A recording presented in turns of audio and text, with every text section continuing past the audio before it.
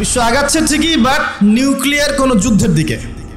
এখন বলবে ভবিষ্যৎবাণী করে দিল নিউক্লিয়ার যুদ্ধ হবেই তো বলি নাই, বলেছি হওয়ার মুখোমুখি অবস্থা দাঁড়িয়ে আছে। যে কোনো মিলিটারি অ্যাফেয়ার্স যারা পড়াশোনা করে, ভালো মানের পলিটিশিয়ান যারা ইন্টেলেক্ট রাখেন মাথার মধ্যে, শিক্ষিত সমাজ এবং মিলিটারি অ্যাফেয়ার্স যারা বোঝেন, তাদেরকে জিজ্ঞাসা করে দেখি যে আবু তো আদনান ভাই একটা লেকচারে বলেছিল যে সারা ওয়ার্ল্ড নাকি নিউক্লিয়ার যুদ্ধের দ্বারপ্রান্তে দাঁড়িয়ে আছে, কথাটা কতটুকু সত্য? তারা অ্যান্সার দিবে ইনশাল্লাহ। দেখেন, এই শিক্ষিত সমাজ অ্যান্সার দিবে ইনশাল্লাহ। তাকে জিজ্ঞেস করতে যায় না যে বিষয়ে কোনো জ্ঞানই রাখে না। আমার কথা কি বুঝতে পারছেন? যারা এই সেক্টরে পণ্ডিত তাদেরকে জিজ্ঞাসা করেন, তারা বলবে যে হ্যাঁ, এটা মুখোমুখি দাঁড়িয়ে আছে, যে কোনো সময় হতে পারে। আমরা নিউক্লিয়ার যুদ্ধ হবে কিনা তা তো আর আমরা কোরআন সুন্নাহয় পাইনি, এতটুকু পেয়েছি মালহামা হবে। কি হবে? মালহামা মানে মহাযুদ্ধ। এটা বিভিন্ন কান্ট্রির মধ্যে জড়িয়ে পড়তে পারে, আল্লাহু আ'লাম বিসসাওয়াব। এতটুকু জেনেছি ইরাকের ইউফ্রেটিস নদীর সোনার পাহাড়কে কেন্দ্র করে বিশাল যুদ্ধ হবে, এটা জেনেছি, হাদিসে আছে। শুধু তাই নয়, নবী সাল্লাল্লাহু আলাইহি ওয়াসাল্লাম বলেছেন প্রতি 100 জনের মধ্যে 99 জন মানুষ ওই যুদ্ধে মারা যাবে। যারা যুদ্ধে অংশ নিবে তাদের কথা বলা হচ্ছে। মুসলিমদেরকে বলা হচ্ছে তোমরা ওই সম্পদে হাতও দিবে না। ওই সম্পদ নেয়া তো দূরের কথা, ওখানে হাতও দিতে যেও না। আমার কথা কি বুঝতে পারছেন? তো দেখছেন বিশ্ব এগিয়ে যাচ্ছে, কিন্তু আমরা বলছি যে একটা নিউক্লিয়ার ওয়ারের দিকে এগিয়ে যাচ্ছে। দেখছেন ইকোনমিক্যালি আমরা খুব সমৃদ্ধ হচ্ছি, সারা বিশ্ব, তাই না? কিন্তু বিশ্বের অনেক দেশ, বিশ্বের অনেক কান্ট্রি ইকোনমিক্যালি এখন একটা দুরবস্থার সম্মুখীন হয়ে আছে। এটা রিয়েলিটি আর ভিজুয়াল ওয়ার্ল্ড এক জিনিস নয়। আপনি দেখছেন মেয়েরা খুব এগিয়ে যাচ্ছে, একদম ওই যে স্টেজে উঠে নাচানাচি করছে, অধিকার আন্দোলন এভরিথিং, তাই না? কিন্তু বাস্তবতা কি জানেন? বাস্তবতা হচ্ছে আমাদের মা বোনরা বেপর্দা হচ্ছে দিন দিন বেশি, এবং তারা এগিয়ে যাচ্ছে জাহান্নামের দিকে। নবীজি বলেছেন এই কথাই, শেষ জামানায় এক শ্রেণীর নারী বের হবে, নিসাউন, মহিলা, ক্যাসিয়াতুন, যারা কাপড় পরে থাকবে, আরিয়াতুন, তারপরেও নগ্ন হবে, কাপড় পরেও নগ্ন থাকবে, এবং তারা অন্যকে আকৃষ্ট করবে, যে সিডিউস করবে, এবং অন্যের দিকেও আকৃষ্ট হবে, মানে নিজেও সিডিউস হবে। তো এই শ্রেণীর মেয়েরা কি এখন বের হয়নি? একটা বড় সাইন বলেছেন নবী সাল্লাল্লাহু আলাইহি ওয়াসাল্লাম লাস্ট ডে বা কিয়ামতের, সেটা হলো যে সমাজের সবচেয়ে নিম্ন শ্রেণীর মানুষ, মানে যাদের পরনে কাপড় ছিল না এবং পায়ে স্যান্ডেল ছিল না, বড় লোকদের কথা বলা হচ্ছে না এই হাদিসের মধ্যে। এখানে বলা হচ্ছে যে আনতারাল হুফাতাল উরাতাল আলাতা রিয়া আশ-শাই ইয়াতাতাওয়ালুনা ফিল বুনিয়ান। এখানে এমন মানুষের কথা বলা হচ্ছে যারা নগ্ন পদের, খালি পায়ের, স্যান্ডেল কেনার টাকা নাই, খালি গায়ের মানে কাপড় কেনার টাকা নাই, এবং রাখাল শ্রেণীর মানুষ। তারা কি করবে? ইয়াতাতাওয়ালুনা ফিল বুনিয়ান, উঁচু উঁচু কনস্ট্রাকটিভ বিল্ডিংস নির্মাণের প্রতিযোগিতা করবে। হয়েছে কি হয়নি? কিভাবে সম্ভব হলো? রিবা, সুদের মধ্য দিয়ে, এবং করাপশন, অন্যের সম্পদ আত্মসাতের মধ্য দিয়ে। হয়েছে কি হয় নাই? তো আর কোন নিদর্শনের জন্য অপেক্ষা করছে? একটা একটা করে বলতে গেলে সারা রাত চলে যাবে। মূল কথা হচ্ছে ফিতনাময় পরিবেশের মধ্যে, যেখানে এরকম দাজ্জালীয় সবকিছু দেখা যায়, আপনার বাইরের চোখ দিয়ে না দেখে ভিতরের চোখ দিয়ে বুঝতে হবে, তখন দেখবেন এখানে বাস্তবতা এবং ভিজুয়াল ওয়ার্ল্ডের মধ্যে আকাশ পাতাল পার্থক্য আছে। আপনি দেখছেন হ্যাঁ মেয়েরা এগিয়ে যাচ্ছে, আমরা বলছি বাস্তবতা হচ্ছে মেয়েরা জাহান্নামের দিকে যাচ্ছে এগিয়ে। আপনি দেখছেন যে হ্যাঁ খুব সুন্দর ইকোনমিক প্রোগ্রেস, আদতে কি হচ্ছে? আদতে পুরো ইকোনমিক স্যাংশনের মধ্যে আমরা পড়ে আছি, অবস্থা খারাপ। আপনি দেখছেন সারা ওয়ার্ল্ড খুব এগিয়ে, মঙ্গলে, চাঁদে, কি একটা অবস্থা, কিন্তু আদতে কি হচ্ছে? পুরো কিয়ামতের দিকে বিশ্ব এগিয়ে যাচ্ছে। দেখছেন মুসলিম উম্মাহ খুবই নারায়ে তাকবীর, আল্লাহু আকবার, একদম, তাই না আমাদের অবস্থা? কিন্তু বাস্তবতা কি? বাস্তবতা হচ্ছে পুরো বিশ্ব জুড়ে মুসলিমদের এখন একটা অধঃপতনের সময় চলছে, প্রতিটা সেক্টরে। এটা সেই যুগ না যেটাতে উমর রাদিয়াল্লাহু আনহুর যুগে আমরা বসে পুরো বিশ্ব শাসন করতাম, সেটা কি এই যুগ? এই যুগ নয়। বরং নবীজি বলছেন বাদা আল ইসলাম গরিবান ওয়া সায়াউদু কামা বাদা। ইসলাম শুরু হয়েছিল অপরিচিত ভাবে, গরীব ভাবে, ওয়া সায়াউদু কামা বাদা, এবং আবার শীঘ্রই সেই অপরিচিত জায়গায় ফিরে আসবে। অপরিচিত জায়গায় ফিরে আসবে, গরীব জায়গায়। আপনি পরিবারে ইসলাম পালন করতে যান, পরিবারের মধ্যে আপনি গরীব হয়ে যাবেন, অপরিচিত হয়ে যাবেন। সমাজে পালন করতে যান, আমি কোন ইসলামের কথা বলছি? ওই গোলালু মার্কা ইসলাম না, যেটা সব তরকারিতেই চলে, ওটার কথা বলছি না। যে ইসলাম ফলো করলে আপনার হাতে আগুন ধরে রাখার মতো অবস্থা হয়, ওটা ফলো করেন, সমাজে আপনি বিচ্ছিন্ন হয়ে যাবেন। বিশ্বে পালন করতে যান, দেখবেন আপনাকে কোণঠাসা করে রেখে দিয়েছে। এই হলো অবস্থা, গরীবান। এই অবস্থায় কি হবে, যেটা আপনি বাহ্যিক চোখে দেখছেন বাস্তবতা এমন নাও হতে পারে। আল্লাহ পাক আমাদেরকে এই সিচুয়েশনটাকে বোঝার তৌফিক দান করুন। আর সিচুয়েশন বুঝতে গেলে বাহ্যিক জ্ঞান যথেষ্ট নয়, ইন্টারনাল কি লাগবে, আল্লাহর বাসিরা এবং নূর এবং মারেফত দরকার আছে। এটা কি জিনিস, এটা আমি আপনাকে আসলে ওই ক খ গ ঘর মতো পড়িয়ে বোঝাতে পারবো না, তবে আমি চেষ্টা করছি, আমার দিকে মনোযোগ দেন। খিদর আলাইহিস সালাম যা দেখছেন মূসা আলাইহিস সালাম কি তাই দেখেছিলেন? আচ্ছা, খিদর আলাইহিস সালাম যে তিনটা ঘটনা ঘটলো, এই তিনটা ক্ষেত্রে খিদর সঠিক ছিলেন না ভুল? তাহলে তিনি এমন কি দেখলেন, কি বুঝলেন, কি শুনলেন যেটা মূসা আলাইহিস সালাম পারলেন না, বুঝলেন না? এটা কি? এটাই হচ্ছে আল্লাহ পাকের বাসিরা বা মারেফত বা দূরদর্শিতা, যেটাকে আমরা আল্লাহ নূর বলি। তিনি আল্লাহ পাকের নূর দিয়ে দেখছেন। এখন আমরা বুঝলাম শেষ জামানায় টিকে থাকতে হলে আমাদেরকে এরকম দৃষ্টিভঙ্গি নিতে হবে, এতটুকু বুঝতে পেরেছে। কিন্তু এই দৃষ্টিভঙ্গি অর্জিত হবে কিভাবে, এই বিষয়টা আমরা বুঝতে পারছি না। পরিবেশটা নষ্ট করেন না। সুবহানাল্লাহ, একজন ইমামের বেতন দেওয়ার সময় আমরা হিসেব করি, তাই না? 10,000 টাকা না 8,000 টাকা, 2,000 টাকা বাড়াতে আমাদের কলিজা কাঁপে। একটা ওয়াজ মাহফিল হবে, সেখানে দেখা যায় যে একজন আলোচক আসবেন, তার হাদিয়া তোহফা দেওয়ার ক্ষেত্রে আমাদের হিসেব করতে হয়। এবং যখন একটু রাউন্ড ফিগার চলে যায়, যে একজন বক্তার হয়তো লাগছে 20, 30, 40 ইত্যাদি, তখন অনেক সমালোচনা হয় যে তারা ধর্ম ব্যবসা শুরু করেছে। তো এটা কিসের ব্যবসা হচ্ছে এখন বলেন? এটা কিসের ব্যবসা? এটা ওয়ান কাইন্ড অফ কি সংস্কৃতির নামে আমরা যুব সমাজকে জেনা শিখাচ্ছি। এবং একটু দাঁড়ান, আমি বলি আগে, প্রত্যেকটা কথাই ঠিক ঠিক বললে তো আমি কনসেন্ট্রেট করতে পারবো না। আর আমি একটা কথা বলি যে দেখুন, কোরআন সুন্নাহর কথাগুলো আমরা ঠিক বললেও ঠিক, না বললেও ঠিক, ঠিক কিনা বলেন? আচ্ছা, এই তো কোরআন এবং সুন্নাহর কথাগুলো আমরা ঠিক বললেও ঠিক, না বললেও ঠিক। তো যাই হোক, দেখেন একটা এলাকার মধ্যে যুব সমাজদেরকে একত্রিত করে সেখানে যখন একজন নগ্ন অর্ধনগ্ন মেয়ে নাচবে গাবে, এখান থেকে নিশ্চয়ই যুব সমাজ অনেক উপকৃত হবে। যুব সমাজের বেকারত্ব দূর হয়ে যাবে, যুবকদের নৈতিক অবস্থার উন্নতি হবে, তাই না? তারপরে যুবকরা ন্যায় শিখবে, হ্যাঁ, হালাল জিনিস শিখবে, তাই না? যুবকরা ইনশাআল্লাহ জাতিকে নেতৃত্ব দেওয়ার যোগ্যতা অর্জন করবে, তাই নয় কি? যদি তাই না হয়ে থাকে তাহলে এত টাকা পয়সা খরচ করে আমরা এগুলো কেন করি? আমরা কি চিন্তা করেছি যে ইসলাম একটা পরিপূর্ণ জীবন ব্যবস্থা না অসম্পূর্ণ? তো ইসলাম যদি একটা পরিপূর্ণ জীবন ব্যবস্থা হয় তাহলে ইসলামে কি সংস্কৃতি নাই? পরিপূর্ণ মানে কি?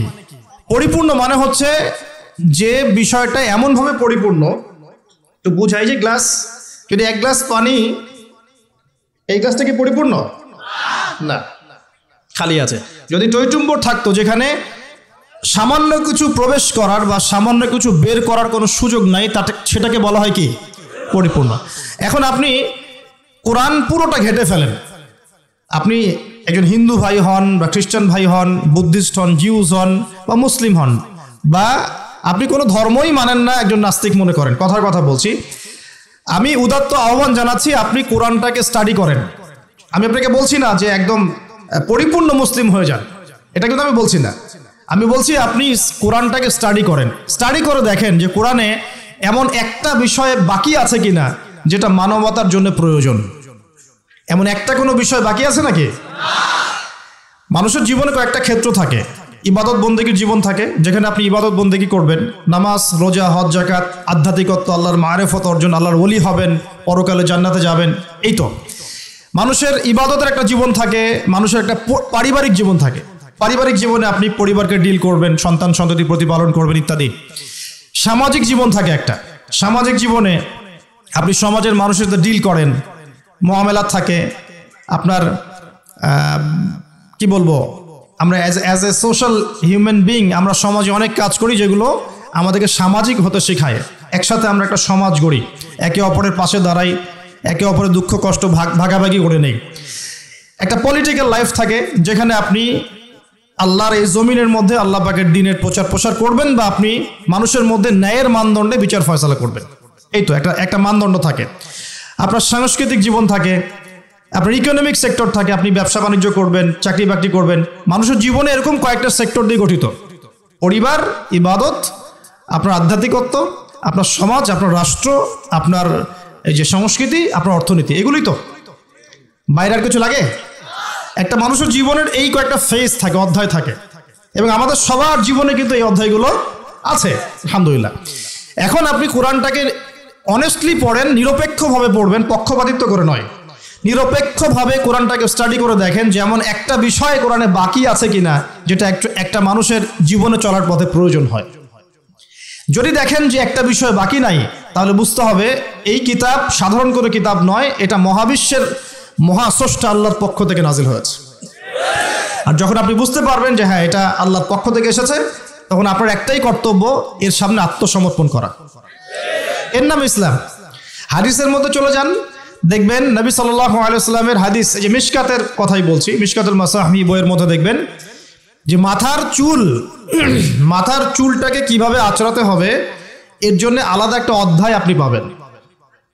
কিভাবে ইস্তেঞ্জা করতে হয় পাবেন, ইস্তেঞ্জা মানে পেশাব পায়খানা, কিভাবে গোসল করতে হয়, হায়েজ নিফাসে কি করতে হবে, স্বপ্নদোষ হলে কি করতে হবে, খাবেন কিভাবে, আপনি ঘুমাবেন কিভাবে, পোশাক পরবেন কিভাবে, নামাজ পড়বেন কিভাবে, জিকির কেমন করে করবেন, কি জিকির করবেন, কোরআন তেলাওয়াত কিভাবে করবেন, কেন করবেন, ফজিলত কি, সুন্নাতের চর্চা কিভাবে করবেন, পরিবার কেমন করে গঠন করবেন, কোথায় আপনি রিজিকের সন্ধান করবেন, হালাল খাবেন না হারাম খাবেন, হালাল খেলে কি হবে, হারাম খেলে কি হবে, সামাজিকভাবে আপনি কিভাবে চলবেন, সমাজের মানুষের সাথে কিভাবে মেলামেশা করবেন, অন্যের হক নষ্ট করলে কি হবে, ঠিক আছে, আপনি রাষ্ট্র কিভাবে চালাবেন, আপনার সংস্কৃতি কেমন হবে, পোশাক কেমন হবে, এভরি সিঙ্গেল মানে ইনিশিয়েটিভ বা এভরি সিঙ্গেল সেক্টর, যেটাকে আমরা বলি এভরি সিঙ্গেল সেক্টর কোরআন এবং হাদিসের মধ্যে ডিটেইলস বর্ণনা করা আছে। সুবহানাল্লাহ। এখন যখন আপনি এটা জানলেন, কোরআন এবং সুন্নাহ পরিপূর্ণ, যার দলিল হচ্ছে সূরা মাইদার 3 নম্বর আয়াত, আল্লাহ পাক বলেছেন আল ইয়াউমা আকমালতু লাকুম দীনাকুম, আজকে আমি তোমাদের জন্য দিনটাকে পরিপূর্ণ করে দিয়েছি। ওয়া আতমামতু আলাইকুম নি'মাতি, তোমাদের উপর আমার নিয়ামতকে পূর্ণতা দিয়েছি। ওয়া রাদিতু লাকুমুল ইসলাম দীনান, এবং তোমাদের জন্য দিন ইসলামকে মনোনীত করে আমি আল্লাহ সন্তুষ্ট হয়ে গেছি। বলেন সুবহানাল্লাহ। আর এই আয়াতটা নাজিল হয়েছে বিদায় হজের ভাষণের সময়। বিদায় হজ কখন হয়েছে? 23 বছর পর, যখন নবী সাল্লাল্লাহু আলাইহি ওয়াসাল্লাম দীর্ঘ 23 বছর দাওয়াতি কাজের মধ্য দিয়ে দিনটাকে পরিপূর্ণতা প্রদর্শন করেছেন, প্রতিষ্ঠা করেছেন, তারপর এই আয়াত নাজিল হয়েছে। এখন ইসলামে কি সাংস্কৃতিক হেদায়েত নাই? আছে। যদি তাই থাকে তাহলে আমরা কেন এমন সংস্কৃতির চর্চা করব যে সংস্কৃতি আমাদের মধ্যে জেনা ছড়িয়ে দিবে, যে সংস্কৃতি আমাদেরকে নগ্ন মেয়ে আমাদের সামনে উপস্থাপন করছে, যে সংস্কৃতি আমাদের যুব সমাজকে যৌন সুরসুরির দিকে প্রলুব্ধ করছে, আমরা কেন সেই সংস্কৃতির চর্চা করব? আমাদের কাছে কি ইসলামিক সংস্কৃতি নাই? একটু ঠান্ডা মাথায় ভাবেন, সংস্কৃতির কি প্রয়োজন আছে? আপনার কৃষ্টি এবং কালচার মনন, আমরা বলি মন আর মনন, এটা বিশ্বের বুকে আপনি পরিস্ফুটন ঘটাবেন, গোলাপের মতো ফুটে উঠবে মনন। আমাদের কি দাড়ির সুন্নত নাই? আমাদের টাকনুর উপরে কাপড় পরার সুন্নত নাই? আমাদের ঢিলে ঢালা তাকওয়ার পোশাক পরার সুন্নত নেই? আমাদের মা বোনদের পর্দার সুন্নত নাই?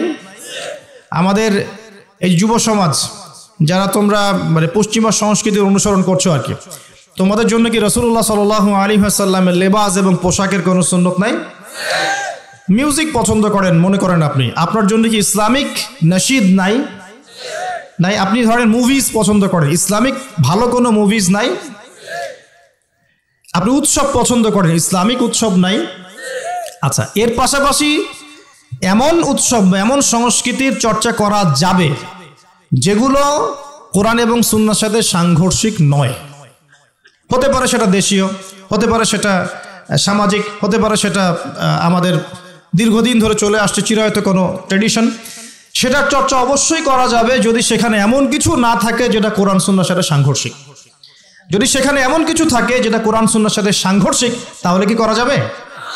এই যে বিগত 31 অক্টোবর, সম্ভবত তারিখটা 31 অক্টোবর 2022, হ্যাঁ 31 অক্টোবর 2022, সারা বিশ্ব জুড়ে একটা চরম শিরক এবং জাহেলিয়াতে পূর্ণ উৎসব পালিত হয়েছে এবং যার ছোঁয়া আমাদের তাওহীদের দেশেও লেগেছিল। তার নাম হচ্ছে কি? হ্যালোইন উৎসব, যেটা টোটালি একটা পশ্চিমা কালচার এবং সেটা দিয়ে ভূত সেজে মানুষ ঘুরে বেড়াচ্ছে।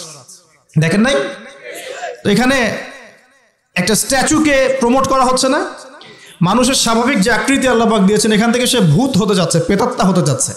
খ্রিস্টানরা বলছে যে এটা আমাদের, এটা আমরা পালন করতেও লজ্জা লাগে আমাদের, কিভাবে মুসলিমরা করলো আমাদের বুঝে আসলো না।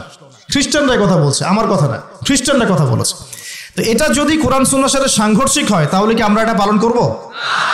আর বাই দ্য ওয়ে একটা কথা বলতে ভুলে গেছি, যখন এই উৎসব চলছিল তখন কিন্তু কোনো ঘোমটাওয়ালা এর প্রতিবাদে 2টা লাইনও ফেসবুকে লিখে নাই, লিখেছে? হ্যাঁ, তারা ঘ্রাণ সম্পর্কে ঠিকই লিখেছে, তারা কিন্তু ঘ্রাণ ইস্যু নিয়ে খুব সোচ্চার। তাদের চোখের সামনেই হ্যালোইন উৎসব হয়ে গেছে, একটা লাইনও লেখার সাহস পায় নাই। কারণ লিখলে কি হবে? লিখলে ওই যে ভিতরে আযাব ভোগ করতে হবে, রিয়াল আর কথা বলবে না, ব্যাস, দ্যাটস অল। 2013-14 থেকে নিয়ে 22 পর্যন্ত ইয়েমেনের হামলায় প্রায় 3.5 লক্ষ মানুষ মারা গেছে, যার মধ্যে 60-70% মানুষ হচ্ছে শিশু। 2013 থেকে 2022 পর্যন্ত ইয়েমেনে যে হামলাগুলো হয়েছে এতে প্রায় 3 থেকে 3.5 লক্ষ মানুষ মারা গেছে, যার মধ্যে 60-70% মানুষ হচ্ছে শিশু। একটা লাইনও লেখার সাহস তারা পায়নি। পক্ষে বিপক্ষে একটা কথা বলারও সুযোগ, ফুরসত, তাকওয়া, ঈমান তাদের ভিতর থেকে বের হয়নি। এই তো কয়েকদিন আগে বাংলাদেশে একটা আন্দোলন হয়েছিল, রাসূল সাল্লাল্লাহু আলাইহি ওয়াসাল্লাম এবং আয়েশা রাদিয়াল্লাহু আনহার চরিত্র নিয়ে কটূক্তি করা হয়েছে, মনে আছে কি? মানুষ খুব সহজে ভুলে যায়, এটা স্মার্টফোনের যুগ। স্মার্টফোনের যুগ মানে কি? মানুষ খুব সহজেই ভুলে যায়। এই কারণে আপনি যখন কিছু কাজ করবেন, কাজগুলোকে খাতায় লিখে নেবেন, এতে করে মনে থাকবে, আদারওয়াইজ আপনি ভুলে যাবেন। এটা স্মার্টফোনের যুগ। আর এই ফোনটার নাম স্মার্ট হলেও এই ফোনটা খুব একটা স্মার্ট নয়, কথা বুঝতে পারছেন? বরং ফোনটা আমাদের দিন দিন আনস্মার্ট করছে আমাদেরকে আর কি। তো দেখুন কয়েকদিন আগে এটা হয়েছে, এবং সেই আন্দোলনে দেখা গেছে আলেম ওলামা তো অবশ্যই, অনেক পলিটিক্যাল লিডার্স এবং আমাদের জেনারেল ভাইরাও কিন্তু রাস্তায় নেমে মিছিল করেছিল, মনে আছে? এই তো কয়েকদিন আগেই, এটা মেবি জুন জুলাই সামথিং এরকম হবে আর কি। তখন কিন্তু তাদের কেউই কোনো প্রতিবাদ করে নাই, যা করেছে যৎ সামান্য, এবং যারা এটার প্রতিবাদ করেছে ওদেরকে তারা বলেছে এটা জায়েজ নয়, না জায়েজ, এসব প্রতিবাদও করা যাবে না। সুবহানাল্লাহ, মনে আছে কি? মনে করায় দিই। তারপরে আমাদের মধ্যপ্রাচ্যের অনেক বড় বড় রিনাউন্ড শায়েখ, অনেক বড় বড় রিনাউন্ড শায়েখ, যাদের নাম শুনলে আমরা আসলে তাদের শ্রদ্ধাটা ঠিক মতো করতে পারি না। তাদের যে পরিমাণ জ্ঞান প্রজ্ঞা আল্লাহ পাক দিয়েছেন, এটা অর্জন করতে আমাদের মনে 100 বছর লেগে যাবে। এরকম বড় বড় অনেক শায়েখ হঠাৎ করে হারিয়ে গেলেন, নাই। কোথায়? ওই যে আন্ডারগ্রাউন্ডে। কি হয়েছে? হকপন্থী, হকের কথা বলেছেন কিছু, কি করেছে? ওই সিনেপ্লেক্সের এগেনস্টে কথা বলেছে, অশ্লীলতার বিরুদ্ধে কথা বলেছে, হ্যাঁ, পর্দার খেলাফ কিছু হচ্ছে এটার বিরুদ্ধে কথা বলেছে, কনসার্টের এগেনস্টে কথা বলেছে, সব আস্তে আস্তে নাই, মাইনাস। তো তারপর দেখা গেছে তাদের পক্ষে একটা লাইন লেখার মতো ফুরসত এদের হয়নি। এরকম অসংখ্য ইস্যুজ আছে যখন তাদেরকে খুঁজে পাওয়া যায় না, কিন্তু যখন এরকম ঘ্রাণের মতো কোনো ইস্যু বের হয় যার সাথে আমাদের সম্পর্ক আছে, হঠাৎ করে গর্ত থেকে বের হয়ে বলে দেবে যে খারেজি, যে খারেজি। সুবহানাল্লাহ, সুবহানাল্লাহ। সারা বিশ্বে দেখুন, সারা বিশ্বে মুসলিম কান্ট্রিগুলোর দিকে তাকিয়ে দেখুন, অলমোস্ট এভরি সিঙ্গেল মুসলিম কান্ট্রিতে আজকে মুসলমানরা নির্যাতনের শিকার, ঠিক আছে? এই সিরিয়ায় দেখেন, প্যালেস্টাইন, তাদের ঘরের সামনেই প্যালেস্টাইন দেখেন, সিরিয়ায় দেখেন, আপনি ইয়েমেনে দেখেন, ইরাক ইরানে দেখেন, আপনি যে উইঘুরদেরকে দেখেন, রোহিঙ্গাদেরকে দেখেন, আফগান তো আছেই। আফগান নিয়ে কথা বলা যাবে না ওদের সামনে, বিকজ তাদের মতে যারা পশ্চিমাদের এগেনস্টে যুদ্ধ করেছে ওরা খারেজি ছিল। যারা পশ্চিমাদের অপশক্তির বিরুদ্ধে যুদ্ধ করেছে তারা কি ছিল? খারেজি ছিল। অতএব আপনি ওটা নিয়ে কথা বলতে যাবেন না, আপনার পিছেও খারেজির টাক লাগিয়ে দিন। কথা কি বুঝতে পারছেন? আচ্ছা, কিন্তু আমেরিকার সাথে যে বন্ধুত্ব, আমেরিকা এবং ইসরায়েল এবং পশ্চিমাদের সাথে যে বন্ধুত্ব, এই বন্ধুত্বের এগেনস্টে কোনো কথা বলার ফুরসত হয় না। কারণ কি? এটা নিয়ে কথা বললে তো রিয়াল বন্ধ হয়ে যাবে, এটা নিয়ে কথা বললে সমস্যা, দুনিয়ার স্বার্থগুলো নষ্ট হয়ে যাবে। এ কারণে বিগার ইস্যুস, সারা ওয়ার্ল্ডে মুসলিমদের দুরবস্থা, ইকোনমিক স্যাংশন, শেষ জামানার চলমান ফিতনাগুলো, কান্ট্রিতে ইকোনমিক যে দুরবস্থা দেখা দিচ্ছে, মুসলিমদের উপর টর্চার, নির্যাতন, উম্মার বিভক্তি, এই যে বড় বড় ইস্যুসগুলো আছে, এগুলোর সময় চুপ, দেখতে পারবেন না, খুঁজে পাবেন না। যখনই দেখবেন এমন কোনো শব্দ বা ইস্যুস জোর করে বের করা যায় যেটাকে নিয়ে কথা বললে ইসলামিক একটা ফ্লোকে থামিয়ে দেওয়া যেতে পারে, তখন দেখবেন গর্ত থেকে মাথা বের করে বলছে এই যে খারেজি। সমাজদার কেলে ইশারা কাফে। আর কিচ্ছু বলতে যাচ্ছি না, শুধু মনে রাখবেন একটা কথা যে কোরআন এবং সুন্নাহর সাথে গাদ্দারি করে পৃথিবীতে কেউ টিকে থাকতে পারলেও আল্লাহর কাছে টিকতে পারে নাই। কোরআন এবং সুন্নাহর সাথে গাদ্দারি করে দুনিয়াতে অনেক কিছু অ্যাচিভ করা যেতে পারে, কিন্তু আল্লাহ পাকের পরকালে আর কবরে কশ্চিনকালেও পার পাওয়া যাবে না।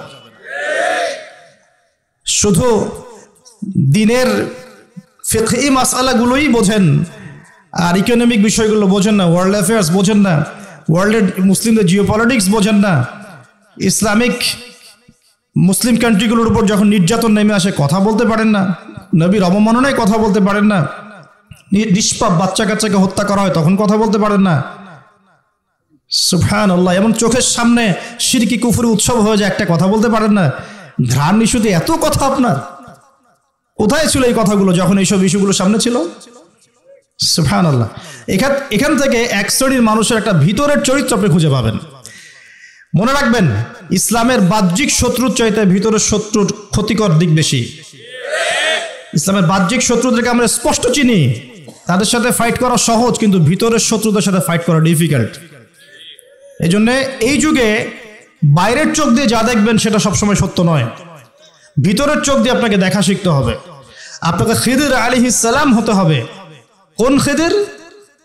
মুসা আলাইহিস সালাম বলছেন নৌকা কেন ফুটা করলেন? যে নৌকা পার করে দিল, আমাদেরকে নদী পার করে দিল, ওই নৌকা ফুটা করলেন? এই বাচ্চাকে হত্যা করলেন কেন? নিষ্পাপ বাচ্চা। এই দেয়ালটা নির্মাণ করলেন কেন?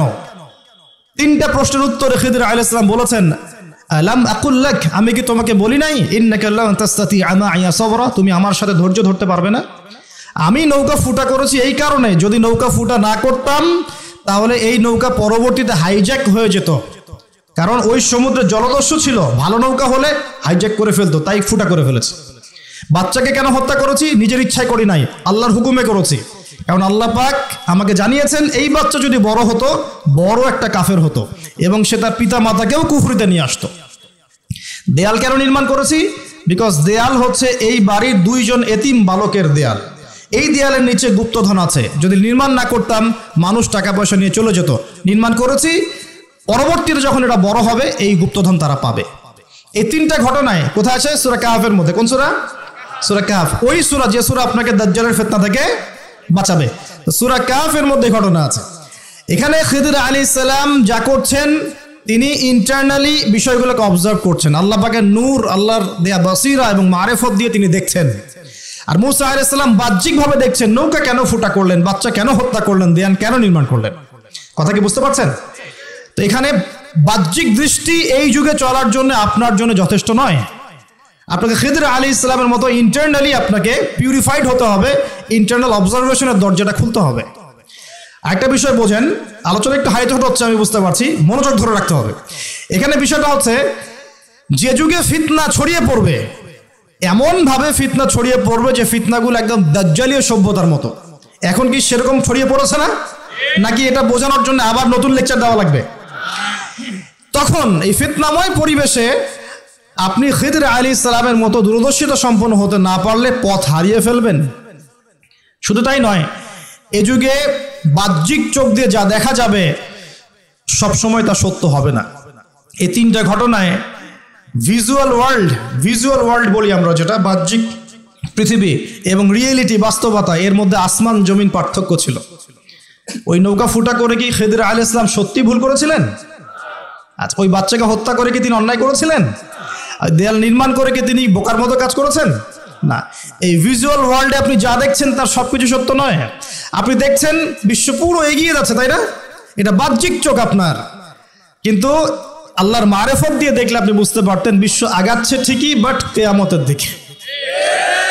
কিসের দিকে? বিশ্ব আগাচ্ছে ঠিকই, বাট নিউক্লিয়ার কোনো যুদ্ধের দিকে।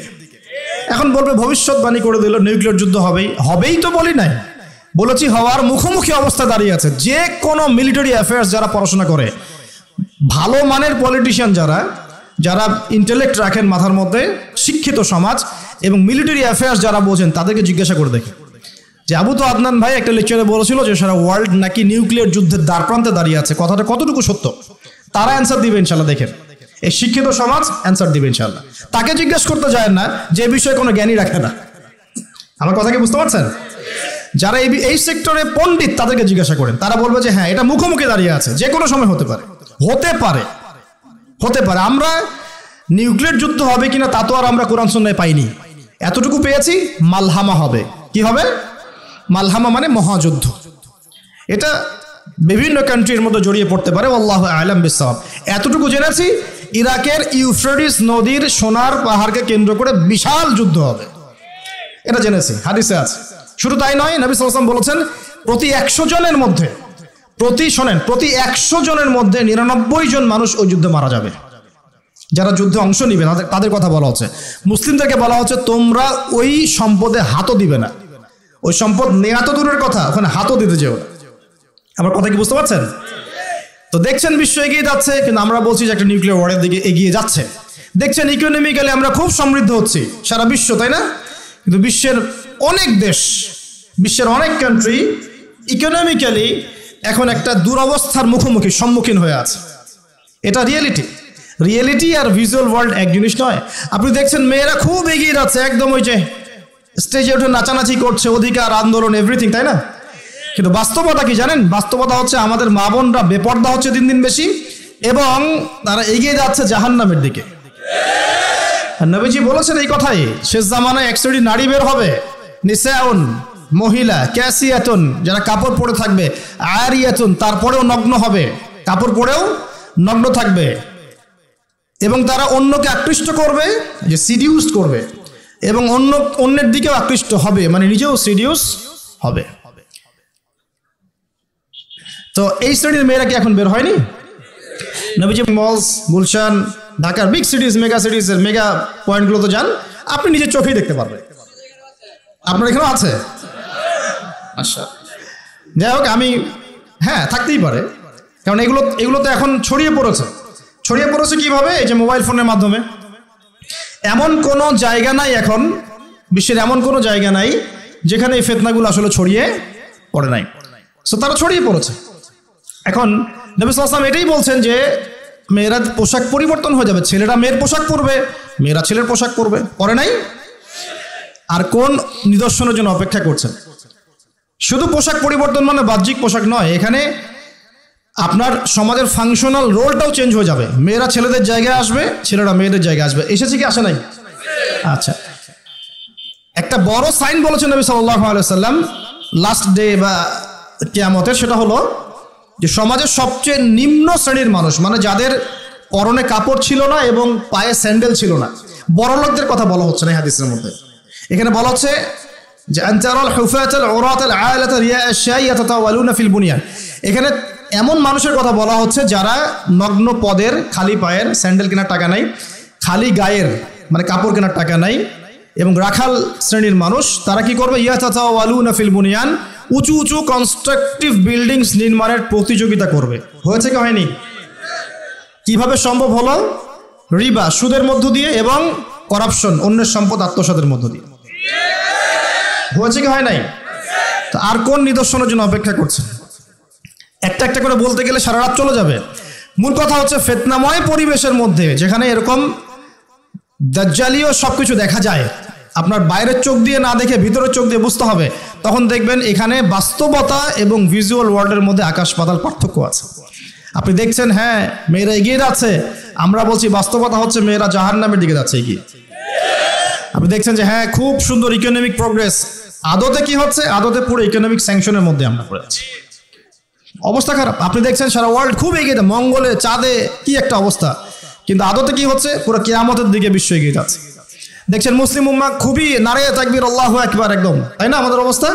কিন্তু বাস্তবতা কি? বাস্তবতা হচ্ছে পুরো বিশ্ব জুড়ে মুসলিমদের এখন একটা অধঃপতনের সময় চলছে, প্রতিটা সেক্টরে। এটা সেই যুগ না যেটাতে উমর রাদিয়াল্লাহু আনহুর যুগে আমরা বসে পুরো বিশ্ব শাসন করতাম, সেটা কি এই যুগ? এই যুগ নয়। বরং নবীজি বলছেন বাদাআল ইসলামু গরীবান ওয়া সায়াউদু কামা বাদা। ইসলাম শুরু হয়েছিল অপরিচিত ভাবে, গরীব ভাবে, ওয়া সায়াউদু কামা বাদা, এবং আবার শীঘ্রই সে সেই অপরিচিত জায়গায় ফিরে আসবে। অপরিচিত জায়গায় ফিরে আসবে, গরিব জায়গায়। আপনি পরিবারে ইসলাম পালন করতে যান, পরিবারের মধ্যে আপনি গরিব হয়ে যাবেন, অপরিচিত হয়ে যাবেন। সমাজে পালন করতে যান, আমি কোন ইসলামের কথা বলছি? ওই গোলালু মার্কা ইসলাম না, যেটা সব তরকারিতেই চলে, ওটার কথা বলছি না। যে ইসলাম ফলো করলে আপনার হাতে আগুন ধরে রাখার মতো অবস্থা হয়, ওটা ফলো করেন, সমাজে আপনি বিচ্ছিন্ন হয়ে যাবেন। বিশ্বে পালন করতে যান, দেখবেন আপনাকে কোণঠাসা করে রেখে দিয়েছে। এই হলো অবস্থা, গরিবান। এই অবস্থায় কি হবে? যেটা আপনি বাহ্যিক চোখে দেখছেন, বাস্তবতা এমন নাও হতে পারে। আল্লাহ পাক আমাদেরকে এই সিচুয়েশনটাকে বোঝার তৌফিক দান করুন। আর সিচুয়েশন বুঝতে গেলে বাহ্যিক জ্ঞান যথেষ্ট নয়, ইন্টারনাল কি লাগবে? আল্লাহর বাসিরা এবং নূর এবং মারেফত দরকার আছে।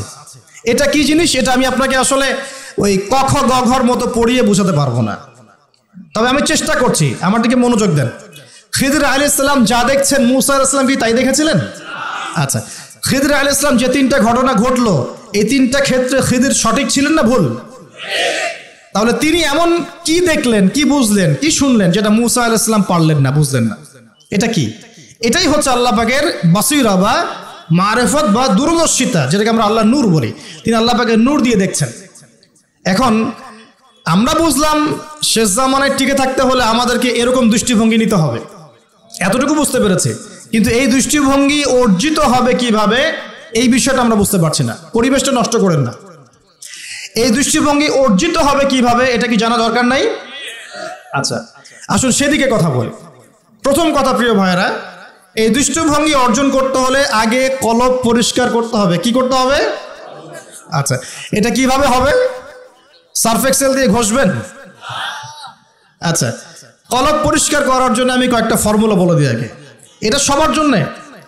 এবং বিশ্বাস করেন, এখন আমরা সমাজে যারা বসবাস করি, বেশিরভাগ আমরা মৃত কলব নিয়ে বসবাস করি, বেশিরভাগ। যদি কলব জিন্দাই হতো তাহলে হক বাতিল চিনতে পারতাম না। যদি কলব জিন্দাই থাকতো তাহলে কি দুনিয়ার এই মোহের মধ্যে ব্যস্ত থাকি? যদি কলব জিন্দা থাকতো সারাদিন, তাহলে দুনিয়ার ফিকিরে ব্যস্ত থাকতে পারি। যদি কলব জীবিতই থাকে তাহলে কাউকে দাফন করার পরে দুনিয়াবি খোশ গল্পে কেউ মত্ত হতে পারে? যদি কলব জিন্দা থাকে তাহলে কেউ মানুষকে ঠকাতে পারে, মাপে কম দিতে পারে, কেউ কি গোপনে পাপ করতে পারে, কেউ কি অন্যের সম্পদ আত্মসাৎ করতে পারে? কলব জিন্দা থাকলে কেউ সুদ খায়, কলব জিন্দা থাকলে কেউ জেনা করে, কলব জিন্দা থাকলে কেউ এরকম নোংরা কনসার্টে যেতে পারে? অতএব বুঝতে পারছি এইসব পরিস্থিতি দেখে যে আমাদের বেশিরভাগের কলব কি? মৃত, নিঃসন্দেহে মৃত, কোনো সন্দেহ নাই। নবী সাল্লাল্লাহু আলাইহি ওয়াসাল্লাম বলছেন, যখন আদম সন্তান একটা পাপ করে তখন কলবের মধ্যে একটা স্পট বা দাগ পড়ে, কালো একটা স্পট বা দাগ পড়ে। আবার যদি গুনাহ করে আবার স্পট পড়ে, আবার দাগ পড়ে, আবার গুনাহ করে আবার স্পট পড়ে। গুনার উপর গুনাহ করতে থাকে, পুরো কলবটা কালো, কুচকুচে, কুৎসিত হয়ে যায়, দুর্গন্ধযুক্ত। অনেস্টলি বলেন তো দেখি, অনেস্টলি বলেন যে আমাদের কলবগুলো এখন এরকম না? আমরা কন্টিনিউয়াসলি পাপ করি না? কতবার দিনে আস্তাগফিরুল্লাহ ওয়া আতুবু ইলাইহি পড়ি? কতবার? নবী সাল্লাল্লাহু আলাইহি ওয়াসাল্লাম এমন একজন ব্যক্তি যার আগের গুনাহ মাফ, পরের গুনাহ মাফ, তারপরেও তিনি দিনে 100 বার বলতেন আস্তাগফিরুল্লাহ ওয়া আতুবু ইলাইহি। আমাদের তো প্রয়োজন হয় না, কারণ আমাদের তো অনেকের, আমাদের সবার না, অনেকের অ্যাটিটিউডটা এমন যে সে জান্নাতে অলরেডি চলে গেছে এবং তার দল, তার সংগঠন অলরেডি জান্নাতে চলে গেছে। আপনার যদি লিজ লাগে আপনি আসেন, আমার কাছে ফর্ম পূরণ করেন, আপনাকে দিয়ে দিব জান্নাত। এমন অ্যাটিটিউড নাই? আচ্ছা, এই অ্যাটিটিউডটা কিন্তু ইহুদিদের দর্শন। ওরা এরকম মনে করতো যে আমরা আল্লাহর সিলেক্টেড বান্দা, ইলেক্টেড বান্দা, যদি জাহান্নামে যাইও তাহলে অল্প কয়েকদিন থাকবো, তারপর বেরো চলে আসবো। হ্যাঁ, এই কথা সূরা বাকারায় আছে, পড়ে দেখেন। তো দেখুন প্রিয় ভাইয়েরা, কলব পরিষ্কারটা সবচেয়ে ইম্পর্টেন্ট জিনিস। এখন মানুষ বলতে পারে সুফিজমের আলোচনা করছে। হ্যাঁ, সুফিজমের আলোচনা করছি কিনা তা জানি না, তবে আমি আল্লাহর ইহসান নিয়ে কথা বলছি। কি নিয়ে কথা বলছি? হাদিসে জিবরিলের মধ্যে 4টা প্রশ্ন করা হচ্ছে। কটা প্রশ্ন? 4টা। তার মধ্যে একটা প্রশ্ন হচ্ছে আখবিরনি আনিল ইহসান, হে মুহাম্মদ সাল্লাল্লাহু আলাইহি ওয়াসাল্লাম আমাকে ইহসান সম্পর্কে বলুন। জিবরাইল আলাইহিস সালাম প্রশ্ন করছেন। কে প্রশ্ন করছেন? ইহসান কি? নবী সাল্লাল্লাহু আলাইহি ওয়াসাল্লাম বলছেন আনতা আবুদাল্লাহ কাআন্নাকা তারাহ, তুমি এমন ভাবে আল্লাহর ইবাদত করবে যেন তুমি আল্লাহকে দেখতে পাচ্ছ।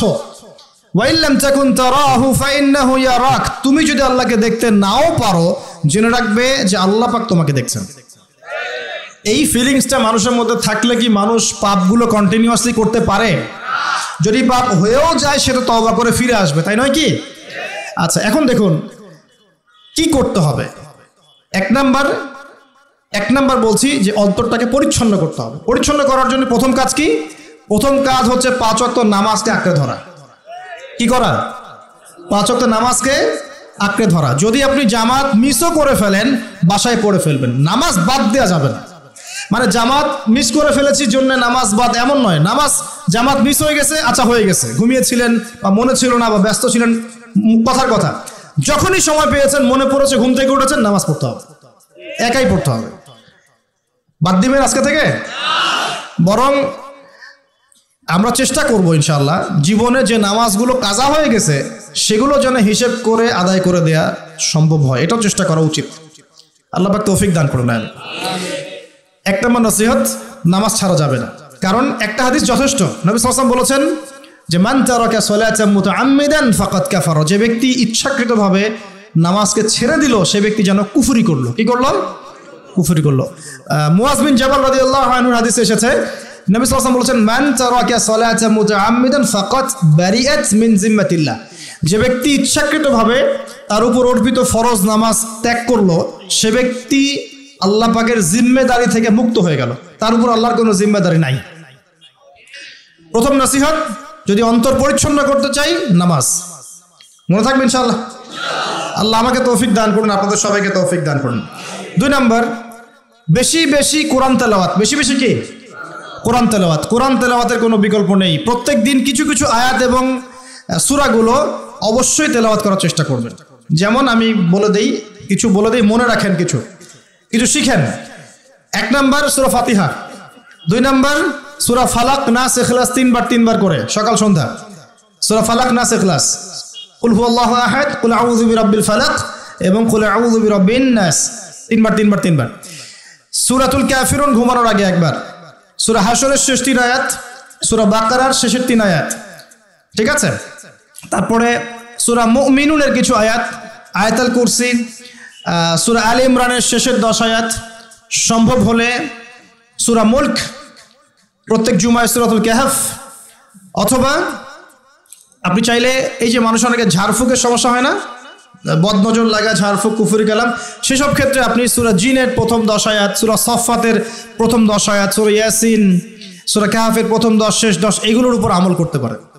ইনশাআল্লাহ দেখবেন আপনার জীবনে বরকত আসবে। আপনি চোখ লাগা, বদনজর, এই যে হিংসুকের হিংসা, চোখ লাগা, বদনজর, কুফরি, তাবিজ, কালাম এগুলো থেকে বেঁচে থাকবেন ইনশাআল্লাহ। আল্লাহ পাক আপনার পরিবারকে আপনাকে বাঁচাবে ইনশাআল্লাহ কোরআনের বদৌলতে। এবং এগুলো যদি মুখস্থ করে ফেলতে পারেন এবং নিয়মিত মাঝে মাঝে নামাজে পড়েন, এমনি তেলাওয়াত করেন, ইনশাআল্লাহ তাআলা কোরআন আপনার জীবনে প্রোটেকশন নিয়ে আসবে, আল্লাহর রহমত বরকত নিয়ে আসবে ইনশাআল্লাহ। এবং কোরআনের মধ্যে কি আছে? শেফা, আরোগ্য আছে। ওয়া নুনাজ্জিলু মিনাল কোরআন মা হুয়া শিফাউ ওয়া রাহমাতুল লিল মুমিনিন। আল্লাহ পাক বলেন আমি কোরআন নাজিল করেছি, এর মধ্যেই মুমিনদের জন্য শিফা আছে, শিফা, আরোগ্য আছে এবং আল্লাহর রহমত, দয়া আছে। আমরা আরোগ্য চাই না? আল্লাহর দয়া চাই না? আর এই আরোগ্য শুধু দৈহিক রোগের আরোগ্য নয়, কলবের রোগের আরোগ্য। তো কোরআন তেলাওয়াতকে বাড়িয়ে দেওয়ার চেষ্টা করেন, আল্লাহ পাক তৌফিক দান করুন। আর যদি পসিবল হয়, আল্লাহ পাক যদি আরো ফুরসত দেন, তৌফিক দেন, প্রত্যেক দিন 1 ঘন্টা করে 1 পারা কোরআন তেলাওয়াত করবেন। পারবেন ইনশাআল্লাহ? আল্লাহ আমাদের সবাইকে তৌফিক দান করুন। এরপর কি? বেশি বেশি আল্লাহর জিকির। 1 নম্বর কি বলেছি? সালাত। 2 নম্বর কোরআন তেলাওয়াত। 3 নম্বর হচ্ছে আল্লাহর জিকির। বেশি বেশি আল্লাহর জিকির। আল্লাহর জিকির মানে শুধু আল্লাহ আল্লাহ এটাকে বোঝাচ্ছি না আমি।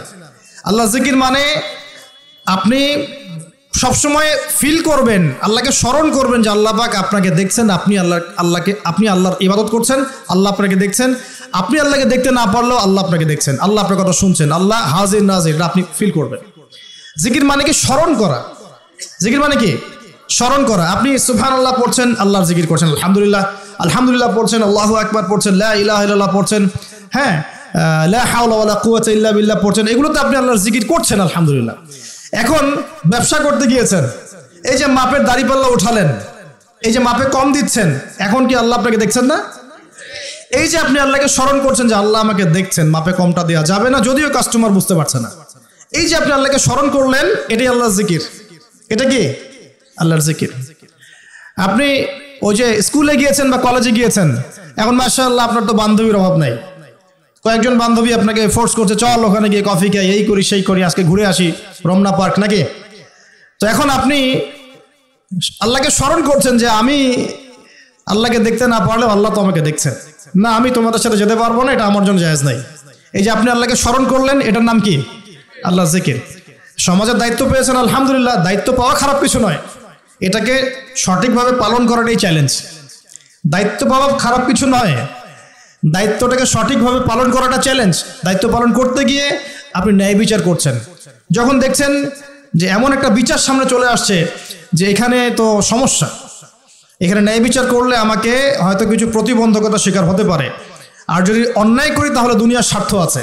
এখন আপনি যদি অন্যায়টাকে বেছে নেন, আপনি আল্লাহর জিকির করেন নাই।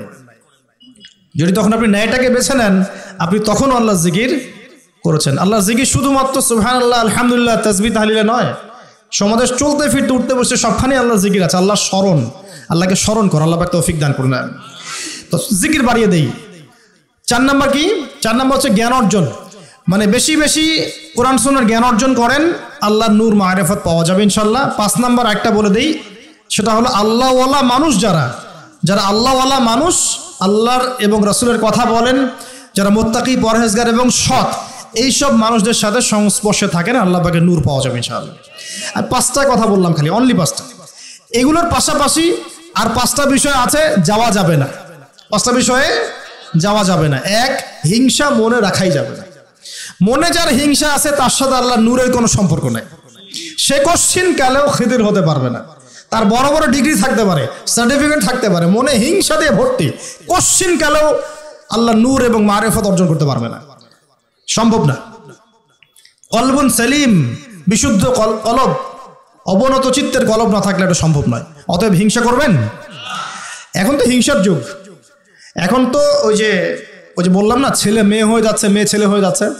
এখন মেয়েরা কিন্তু খুব একটা ঝগড়া করে না, মেয়েদের কথাবার্তাগুলো এখন ছেলেদের মতো। বাইরে বের হয়, রিক্সা ডাক দেবে, এই রিক্সা এদিকে আসো, এই সিএনজি এদিকে আসো, ওর গলার ভয়েসটা ছেলেদের মতো।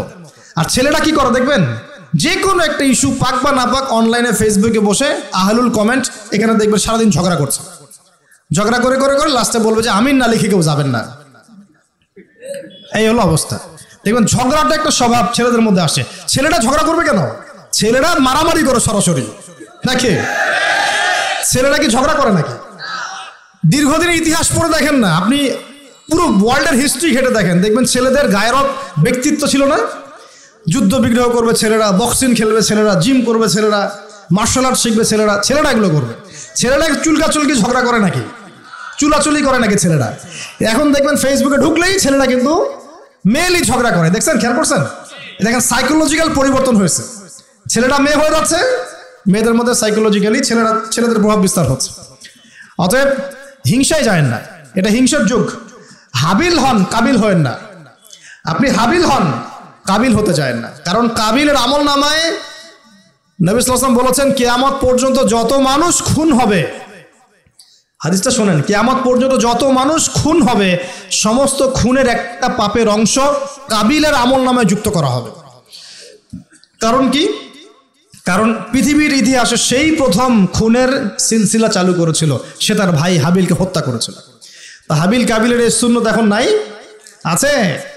মুসলিমদের মধ্যে দেখবেন বহু কাবিল ঘুরে বেড়াচ্ছে, আছে না? হাবিলের সুখ ওর ভালো লাগছে না, হাবিলের উন্নতি অগ্রগতি ওর পছন্দ হচ্ছে না, হাবিলের কুরবানি আল্লাহর কাছে কবুল হচ্ছে, ও সহ্য করতে পারছে না, এই জন্য সে কাবিল হয়ে গেছে আর কি। এরকম কাবিলের সংখ্যার অভাব নাই তো পৃথিবীতে। আর আমি বারবার বলছি যে ভিতরের শত্রু চেনা খুব ডিফিকাল্ট, বাইরেগুলো চেনা যায়। আমরা দোয়া করি আল্লাহ রাব্বুল আলামিন ভিতর এবং বাইরের সব ধরনের শত্রুতা থেকে ইসলামকে হেফাজত করুন, আমিন।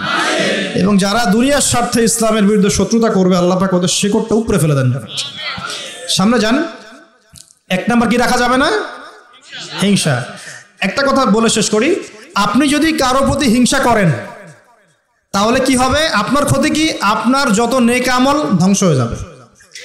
হিংসা সেভাবে নেক আমলকে পুড়িয়ে দেয় যেমন করে আগুন কাঠকে পুড়িয়ে দেয়। হাদিস শুনেছেন হাদিসটা? হিংসা সেভাবে নেক আমলকে পুড়িয়ে দেয় যেভাবে আগুন কাকে পুড়িয়ে দেয়? কাঠকে। আগুন কাঠে আগুন ধরিয়ে দেন, কাঠ বাকি থাকে? কয়লা ছাই হয়ে যাবে। ঠিক একইভাবে আমল নামের নেকি সব ছাই হয়ে যাবে। আর যদি আপনাকে কেউ হিংসা করে, ঈর্ষা করে, মানে ঈর্ষা না, হিংসা করে এবং আপনার দিকে বদনজর দেয়, হ্যাঁ, আপনার ক্ষতি চায়, আপনার সাথে কুফরি করে ইত্যাদি, তাবিজ কবজ করে, তখন আপনারও ক্ষতি হতে পারে। চোখ লাগলে, বদনজর হলে, তাবিজ কবজ, আপনার ক্ষতি হতে পারে। আর এই ক্ষতি থেকে আপনি বাঁচবেন কিভাবে? এটা তো আপনার হাতে নাই, তাই না? কেউ যদি আপনাকে ঈর্ষা হিংসা করে, এটা তো আপনার হাতে নাই, আছে? নাই। একটা উপায় হচ্ছে মানুষের থেকে নিজেকে যত পারেন আড়াল করার চেষ্টা করেন। এই যে বারবার বলি না, এত শোডাউনের দরকার নাই, ফেসবুকের দরকার নাই, অনলাইনের এই যে ছবি টবির দরকার নেই, এমনি এমনি বলি না। আমরা চাই যে মানুষ থেকে যতটা পারি আড়াল হতে, যতটা সম্ভব, কারণ এখন তো এর চেয়ে বেশি কিছু পাচ্ছি না, এতে ক্ষতি আছে, মানুষের চোখ লাগে। এখন আপনি বাঁচবেন কিভাবে? প্রতিদিন সূরা ফালাক, সূরা নাস, ইখলাস সকাল সন্ধ্যা 3 বেলা করে, সকাল সন্ধ্যা 3 বার করে সূরা ফালাক, সূরা নাস, সূরা ইখলাস, প্রত্যেক নামাজের পর আয়াতুল কুরসি, ঘুমানোর আগে আয়াতুল কুরসি, সূরা বাকারার শেষের আয়াত, সূরা মুলক। এই যে কোরআনিক চিকিৎসাগুলো আপনি যদি গ্রহণ করেন, ইনশাআল্লাহ তাআলা আপনি চোখ লাগা থেকে বাঁচবেন, ইনশাআল্লাহ। ইনশাআল্লাহ আপনি বদনজর থেকে বাঁচবেন, হিংসার কুপ্রভাব থেকে বাঁচবেন, ইনশাআল্লাহ। এগুলো কিন্তু হেলা কথা বলছি না, এটা এত মারাত্মক। নবী সাল্লাল্লাহু আলাইহি ওয়াসাল্লাম বলেছেন যে চোখ লাগা বদনজরগুলো এত মারাত্মক যে একটা জীবন্ত উটকে রান্নার পাত্রে নিয়ে আসতে পারে, এত ডেঞ্জারাস, এত ডেঞ্জারাস। তো হিংসা করবেনও না, হিংসার শিকারও যেন না হন, এই জন্য সূরা ফালাককে বেশি বেশি তেলাওয়াত করবেন। কুল আউযু বিরাব্বিল ফালাক মিন শাররি মা খালাক ওয়া মিন শাররি গাসিকিন ইযা ওয়াকাব ওয়া মিন শাররিন নাফাসাতি ফিল উকাদ ওয়া মিন শাররি হাসিদিন ইযা হাসাদ। আমি হিংসুকের হিংসা থেকে আল্লাহ তোমার আশ্রয় চাচ্ছি যখন সে হিংসা করে। পারবেন ইনশাআল্লাহ? আর কি করা যাবে না? আল্লাহর নূর মারিফত পেতে হলে অহংকার করা যাবে না। কি যাবে না? আল্লাহ পাক সব পছন্দ করলে অহংকার পছন্দ করবেন না। আল্লাহ পাক অহংকার পছন্দ করবেন। আল্লাহ পাক অনেক পাপ মাফ করে দিতে পারেন, অহংকার আল্লাহ পাক খুব কঠিনভাবে ধরেন। আল্লাহ পাক খুব কঠিনভাবে অহংকারীকে আল্লাহ পাক কখনোই পৃথিবীতে টিকতে দেন নাই। অহংকার আল্লাহ পাকের চাদর, এটা ধরে কেউ টান দিতে পারে না। তো মনের মধ্যে যদি অহংকার থাকে, কোশ্চিন কালেও ডিগ্রির সার্টিফিকেট অর্জন করেও আল্লাহর নূর পাওয়া যাবে। আপনি খিদির হতে পারবেন না, সিচুয়েশন বুঝতেও পারবেন না, সলিউশনও বের করতে পারবেন না। একজন সত্তার কথা বলে দেই, আমি আলোচনা গুটিয়ে নিচ্ছি আস্তে আস্তে ইনশাল্লাহ। একজন সত্তার কথা বলি, ইবলিস নাম আছে, মনে আছে? ইবলিস, সে কি আল্লাহর একজন আবেদ ছিল না? ইবাদত করে নাই? তার জ্ঞান ছিল না? প্রচন্ড জ্ঞানী ছিল, আল্লাহ পাকের প্রচুর ইবাদত করেছে। কেন জাহান্নামী হলো? কি কারণে জাহান্নামী হলো? দেখেন, সে আল্লাহ পাকের আদেশকে লঙ্ঘন করেছে, সেজদা করে নাই, এই তো। আদম আলাইহিস সালামও তো গাছের কাছে চলে গিয়েছেন, তাহলে আদম আলাইহিস সালামও তো গাছের কাছে গিয়েছেন, আল্লাহ পাকের হুকুমটা লঙ্ঘন হয়ে গেল না? ইবলিসও তো লঙ্ঘন করেছে, তাহলে উভয়ের মাঝে কি পার্থক্য? পার্থক্যটা হচ্ছে আদম আলাইহিস সালাম ভুল করে তওবা করে ফিরে এসেছেন, অহংকার করেন নাই, করেছেন? পক্ষান্তরে ইবলিস ভুল করেও তার উপর অটল থেকেছে। সে বলেছে খলাকতানি মিন নার ওয়া খলাকতাহু মিন তিন। আল্লাহ, আপনি যে আমাকে বলছেন আদমকে সিজদা করতে, আপনি ভুল, আমি সঠিক। নাউজুবিল্লাহ। এই যে আবা ওয়াস্তাকবার, সে উদ্ধত হলো এবং অহংকার প্রদর্শন করলো। এই একটা কারণেই আল্লাহ পাক কি করেছেন?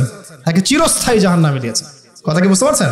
অতএব অহংকার থাকলে আল্লাহর নূর পাওয়া যাবে না। ইবলিসের ইবাদত ছিল, টিকতে পারে নাই। ওর কিন্তু ইলম ছিল, টিকতে পারে নাই। আল্লাহ বোঝার তৌফিক দান করে নেন।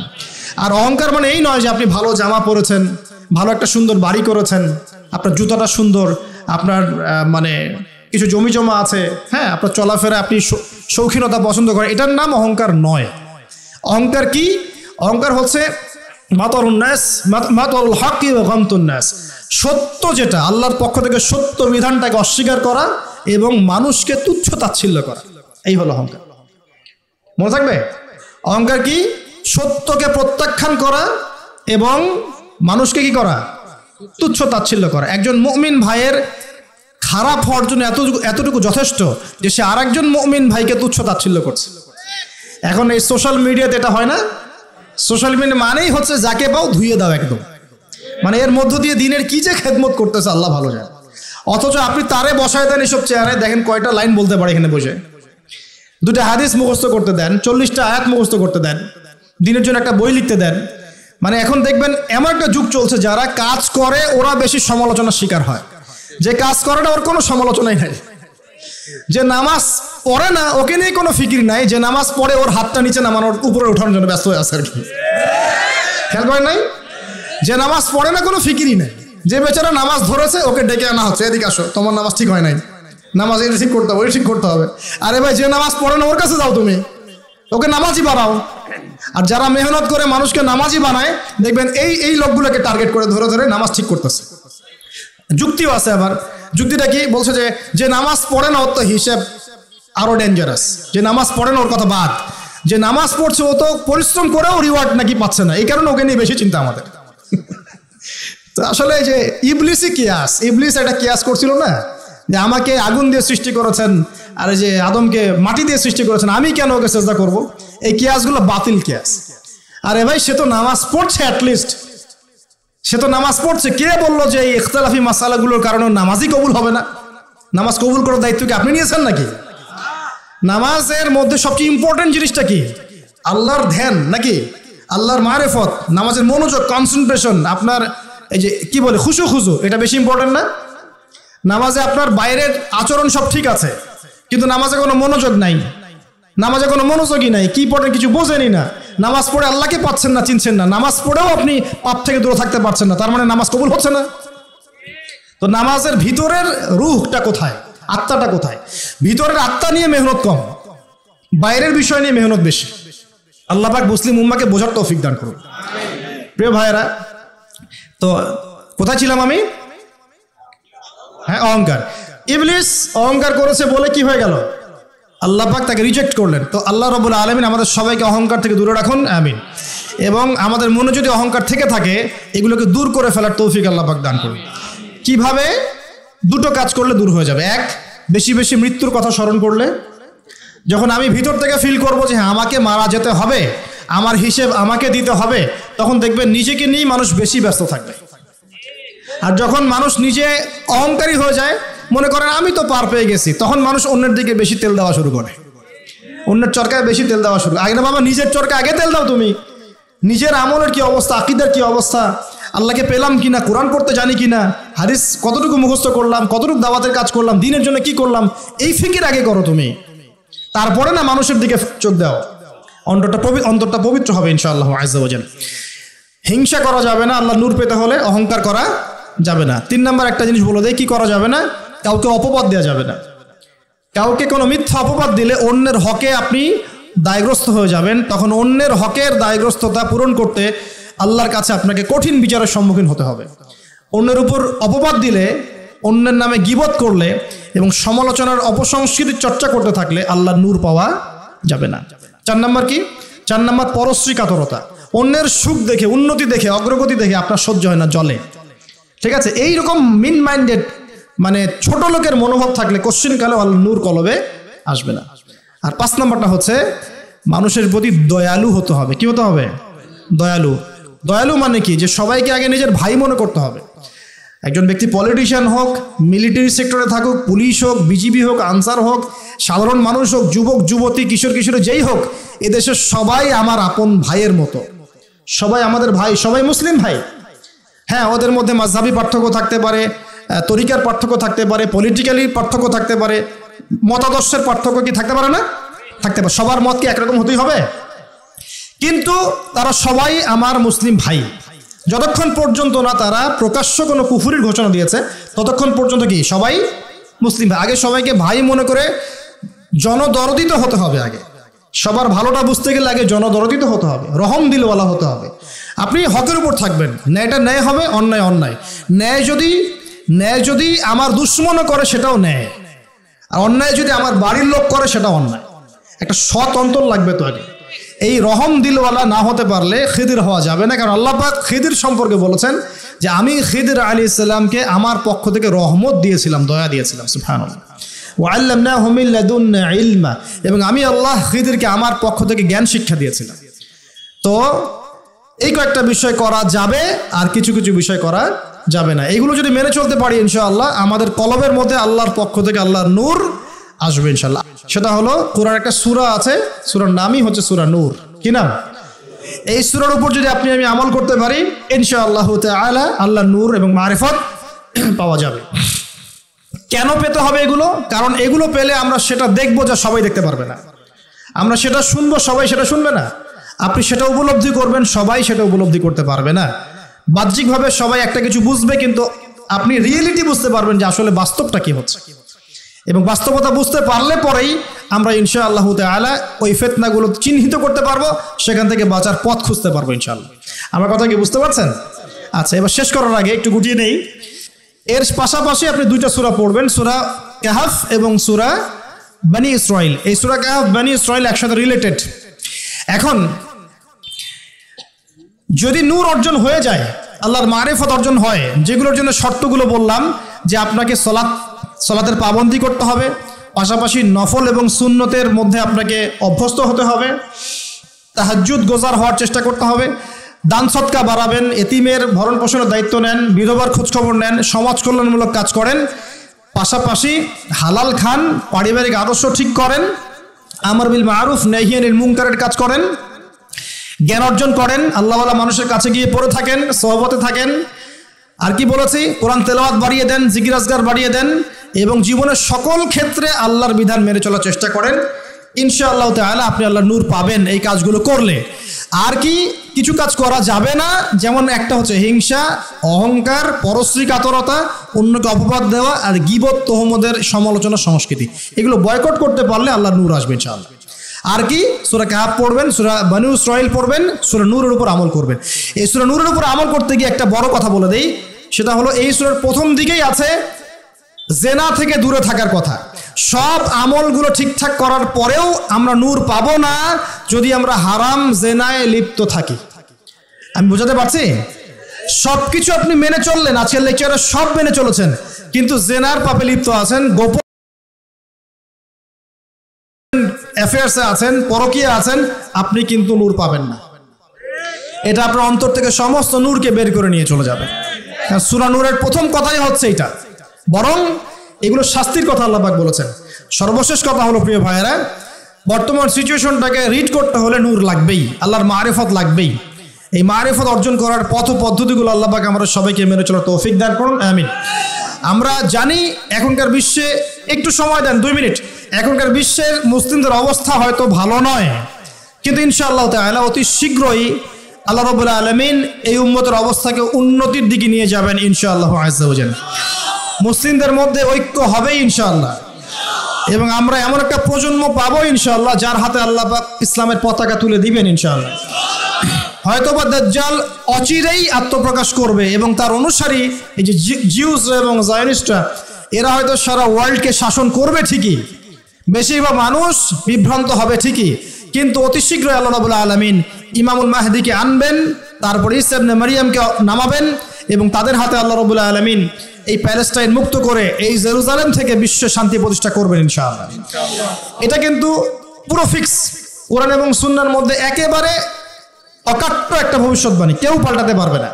এখন এই সময়টা আসছে, আমাদের কাজ কিন্তু শুধু ফেসবুকে পড়ে থাকা নয়, একে অপরের পিছনে গীবত তোহমতে পড়ে থাকা নয়, এবং ছোটোখাটো বিষয় নিয়ে সময় নষ্ট করা নয়। আমাদের কাজগুলো পড়াশোনা করা, পারিবারিক আদর্শ ঠিক করা, সৎ কাজের আদেশ করা, অসৎ কাজে নিষেধ করা, আল্লাহ নূর অর্জন করা, আল্লাহওয়ালা মানুষের কাছে থাকা, এবং উম্মাহকে বিভক্ত করতে যায় না, ঐক্যবদ্ধ করার চেষ্টা করেন। আমাদের উপরে যারা আছে যে কোনো সেক্টরে, তাদের সাথে শত্রুতা পোষণ করার প্রয়োজন নেই, বরং দোয়া করতে শেখেন এবং তাদের ভুলভ্রান্তিগুলোকে গঠনমূলকভাবে ধরিয়ে দেন। আরও বলবো যে তাদেরকে উত্তম নসিহত করেন এবং আল্লাহর কাছে বেশি বেশি দোয়া করেন, আল্লাহ রাব্বুল আলামিন যেন আমাদের উপরে এমন কিছু মানুষকে এনে দেন যাদের মধ্য দিয়ে ইসলামের খেদমত হবে ইনশাআল্লাহ, ইসলাম এগিয়ে যাবে ইনশাআল্লাহ তাআলা। আল্লাহ পাক আমাদের সবাইকে পবিত্র কোরআন এবং হাদিস অনুযায়ী জীবনযাপন করার তৌফিক দান করুন, এবং আমাদের সবাইকে আল্লাহ পাকের নূর ও মারিফত অর্জন করার তৌফিক দান করুন। আমাদের কলবের যত ত্রুটিগুলো আছে আল্লাহ পাক সেগুলোকে দূর করে দিন। আল্লাহ পাক আমাদের পরিবারের আদর্শগুলো সুন্দর করে দিন, আমাদের মা বোনদেরকে খাস পর্দায় থাকার তৌফিক দান করুন। আমরা দোয়া করবো যে আল্লাহ রাব্বুল আলামিন আমাদের সন্তান সন্ততি যারা আছে তাদেরকে মুসলিমের মতো মুসলিম রূপে মানুষ করার তৌফিক দান করুন।